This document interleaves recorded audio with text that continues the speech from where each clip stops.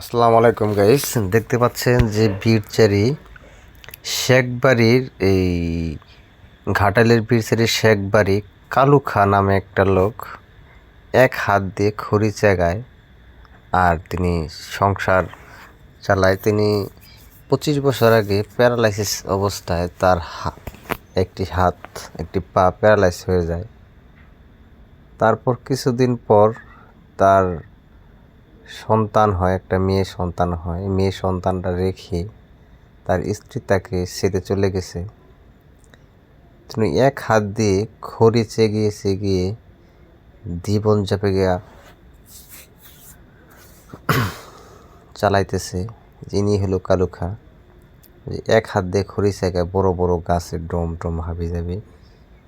খড়িগুলোর জায়গায় মানুষের খড়ির জায়গায় টাকা নিয়ে এসে ওই টাকা দিয়ে উনি সংসার চালায়।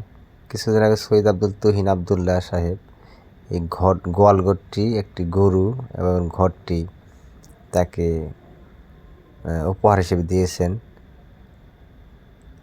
এই যেটা তার থাকার যে স্থান, মশারি বাঁধা একটি খাট, ঘরে কিছুই নেই। সৈয়দ আব্দুল তুহিন আবদুল্লাহ সাহেব যে ঘরটা, যে ঘরের ভিতরেই উনি থাকেন এখন। উনি হয়তো ঘরটা না দিলে থাকতে পারতেন না। তাই উনি আরও ওই একটু, তার মেয়ে বড় হয়েছে, ক্লাস 10-এ পড়ে, যে মেয়ের পড়ার টেবিল মেয়ের, আর মেয়েটা বড় হয়েছে, এই জন্য চাচ্ছে যে উনি আর একটু, যদি এলাকার গণ্যমান্য ব্যক্তি আছে তাদের সাহায্য পেয়ে যদি একটু আর একটু করতে পারেন। এটা হলো খাওয়ার জায়গা, ইঁদুরে মাটি তুলে রাখছে। ওই যে কে করবে, একটা মেয়ে স্কুলে পড়াশোনা করে কিছু করতে পারে না। এই যে কালু খার আগের যে পুরানো যে ছবিটা ছিল, খুব সুন্দর পুরনো অ্যালবামের ছবিটা।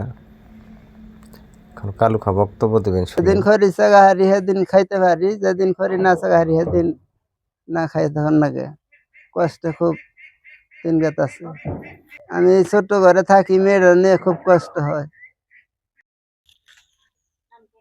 আসসালামাইকুম, আমার নাম আসিয়া, গ্রাম বীরচারি। 25 বছর আগে আমার আব্বু প্যারালাইজ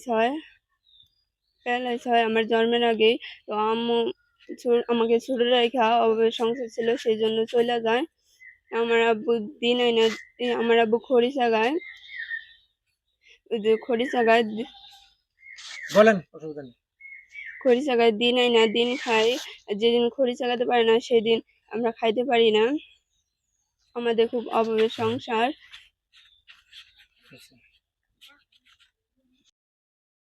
আমার ভাই হয়, উনি 25 বছর যাবৎ প্যারালাইসিস হওয়ার কারণে ওনার ওয়াইফ চলে যায় এবং উনি খড়ি চাগাইতে, এক হাত দিয়ে খড়ি চাগায়।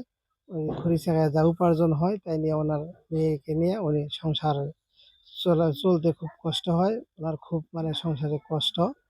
সেজন্যই যদি সমাজের কোনো বিদ্যমান ব্যক্তি যদি এগিয়ে আসে তাহলে তার জন্য চলা সুবিধা হবে। মেয়েকে নিয়ে তিনি ভালোভাবে চলতে পারবে। এভাবে তিনি সকালবেলা যান বাড়ি থেকে বের হয়ে কুড়াল হাতে নিয়ে, আবার বিকালবেলা ফিরেন এই কুড়াল হাতে নিয়েই। এবার তার জীবনযাপন চলতেছে। তাই উনি চাচ্ছে যে এলাকার গণ্যমান্য বা প্রভাবশালী ব্যক্তি যারা আছে তারা একটু তাকে সাহায্য করুক। সাহায্য সহযোগিতা করলে উনি হয়তো মেয়ের জন্য ভালো কিছু করে রেখে যেতে পারবে। একটা মেয়ে ওনার, দেখতে পারতেছেন যে এইভাবে কুড়াল হাতে নিয়ে এক হাত দিয়ে কীভাবে খড়ি চাগে একটা মানুষ। বড় বড় গাছ, খড়িগুলা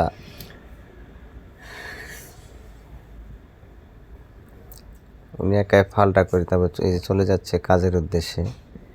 যেদিন কাজ করতে পারে ওদিন এনে খায়, যেদিন কাজ করতে পারে না হয়তো না খেয়ে থাকে, বা প্রতিবেশী এসে দু একজন সাহায্য করে। তাই এলাকার তো গণ্যমান্য ব্যক্তি আছে, তারা যদি একটু চোখ তুলে তাকায় তাহলে এই যে এলাকায় এরকম গরিব মানুষগুলো আছে তাদেরকে তারা একটু সহযোগিতা করলে তারা ভালোভাবে চলতে পারে। ভালো থাকবেন।